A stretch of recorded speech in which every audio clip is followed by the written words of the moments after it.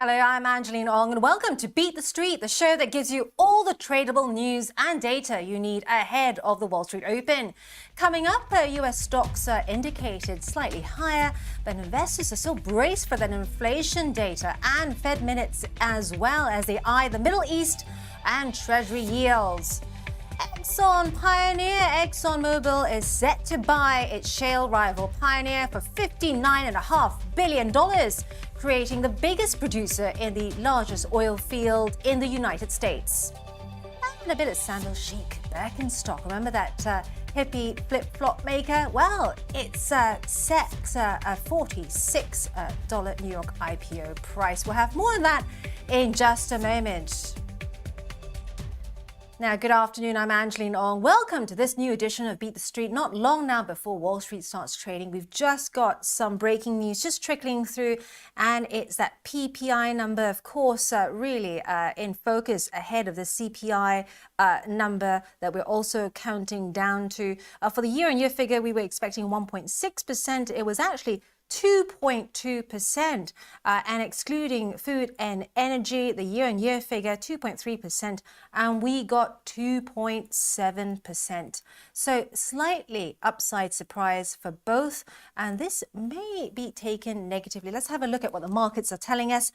Prior to the figures, I was looking at the US 500. It's ticked slightly higher there. Let's have a look at the Dow Industrials, otherwise known as the Wall Street, on our IG platform. It's now 33805. Prior to that figure, actually it's now 33809. Prior to that figure, we had 33827. We're also waiting on the FOMC minutes later in the session. And of course, this comes amid a time when we've had more Fed officials out with more dovish comments. Now, the dollar, let me check in on that for you as well, has been broadly flat against most major currencies. Here you go. Here's the dollar basket. This is the daily view, but let's have a look at the hourly view for you. As you can see there, not much of movement, quite flat, as you can see there, after Dallas Fed President Lori Logan and the Fed's Vice Chair Philip Jefferson. More Fed officials came up with dovish comments on Tuesday. Atlanta's Fed President Raphael Bostic said the Fed did not need to raise borrowing costs any further.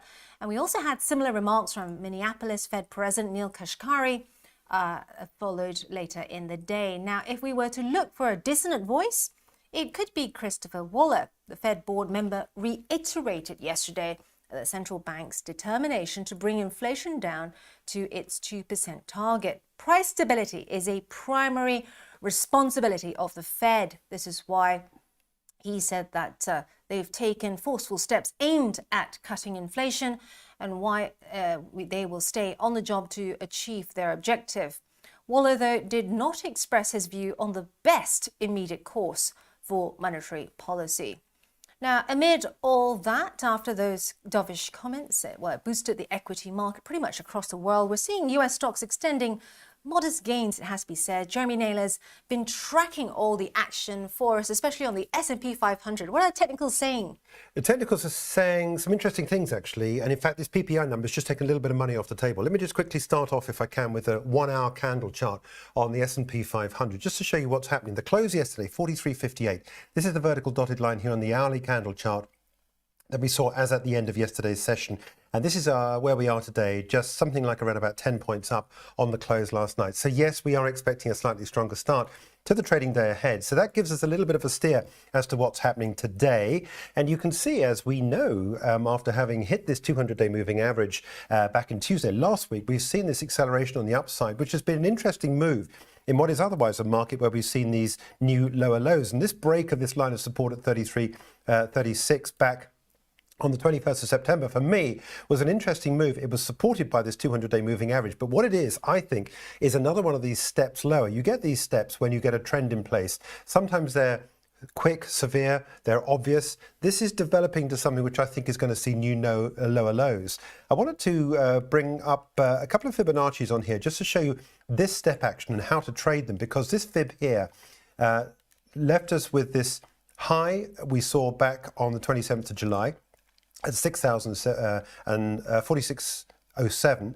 the swing low that we had down here, which was a low point we had on the 18th of August. Now, this gives us this area of resistance here. You can see the market's rebounded and then pulled back. And I think what we're going to end up here is a similar sort of move on a fib, which I think if we draw this down to this line down here, you can see either you're looking at a better price to get in short at 44.51, or if you want to redraw this fib here, taking it from that point there, you've got 43.94. Whichever way you cut it, I think there's more upside to go before we start to hit resistance. And at that point, I'd be then short on this market, further on down and further on down still, and to ultimately to break this line of support at 41.98.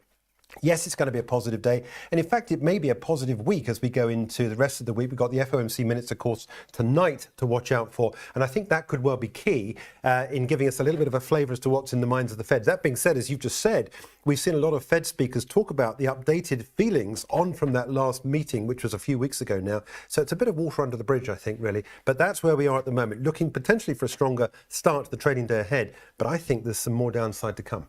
Now, looking ahead, Jerry, we're also on the cusp of the earnings season. Could this change volumes and therefore change the technicals? Right. This is going to be key. I think there's no doubt about it. Fundamentally, this is exactly what we're looking for. Let's go back to the S&P 500. You spoke about volumes. Let me just quickly give you a volume on this, just to show you what's happening with volumes, because that itself is interesting. When you talk about volumes, look at the way in which down here, when we saw this market drop, you've got all these red spikes, these red histograms down here. They're taller than the green ones. People like this market on the way down. They're buying voracious or selling voraciously on the downside. And then these green candles here are a little bit less strong. So when you get this rise here, there's not quite the same sort of encouragement or enthusiasm, if you like, for those going long. I think this is a market where we're going to see a turnaround.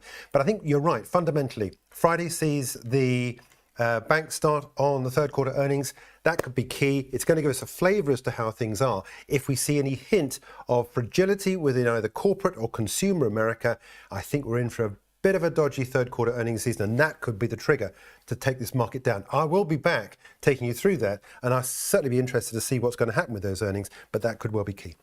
Well, you heard it here first. Jeremy will be back to take us through his technicals. Very interesting stuff. Thank you so much for joining us. Well, gold prices stayed near a one-week high as the dollar edged lower after those Fed officials I mentioned earlier hinted at the recent surge in Treasury yields, which might make further hikes less necessary. Well, joining me now to discuss where gold prices are headed is IG's Axel Rudolph. Yes, indeed. And also what is interesting is that rate cut expectations, which were pushed back to September of 2024, have now been moved forward towards June or July of next year.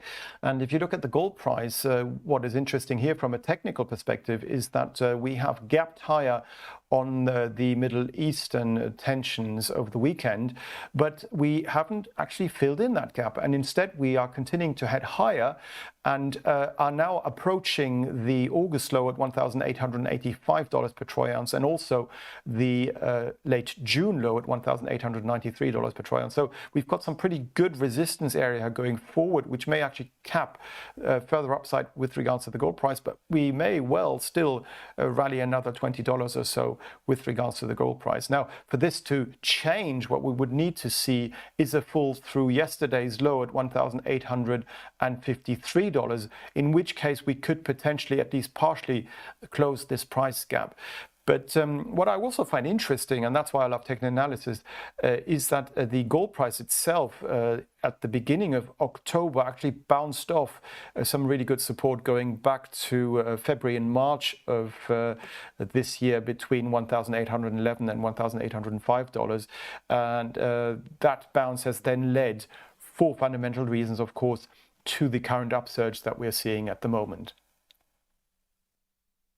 Thanks very much, Axel. Now, remember those flip-flops synonymous with people who had green sort of credentials? Birkenstock, well, it is set to list its shares on the New York Stock Exchange after the German luxury sandal maker notched a valuation of $9.3 billion in its US initial public offering. This price set at the middle of its expected price range of $44 to $49 a share. The stock is due to start trading today on the New York Stock Exchange under the BIRK, ticker symbol.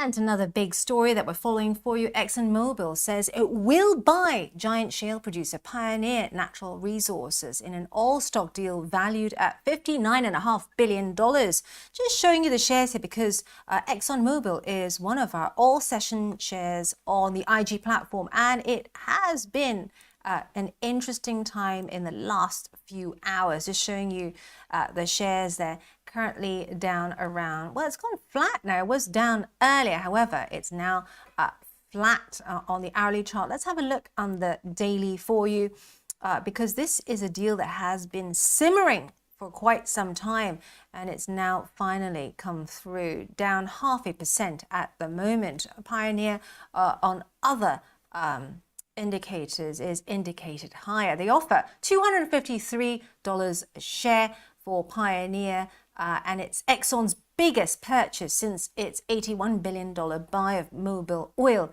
in 1998. For those of you who have been following the story, you'll know why this acquisition is so key for Exxon, because what it does is it gives Exxon Pioneer's foothold in the Permian Basin, which is a very cost-effective place to extract oil and gas.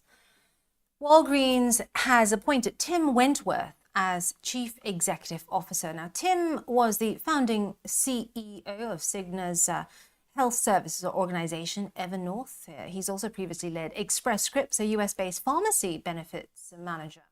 He replaces Rosalind Brewer, who abruptly stepped down in September, ending 2.5 years at the helm. Now, in that period, Walgreens Boots Alliance valuation halved, and the planned sale of Boots was called off. This announcement came ahead of the group's quarterly report due in the next session. Earnings expected to come in 69 cents per share on revenues of $34.8 billion.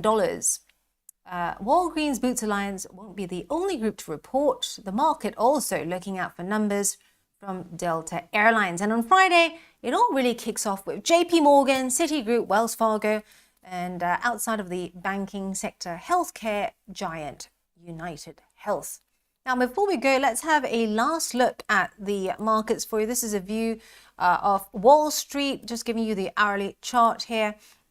We are seeing the US stocks extending modest gains as we count down to the open. And what's also a key is we're keeping one eye on what's happening in the Middle East, and also in terms of treasury yields, that could also further impact what happens in today's session. But just showing you the US dollar basket there as well. 10.549 is what we have, and it's looking like the dollar is currently stable in that zone.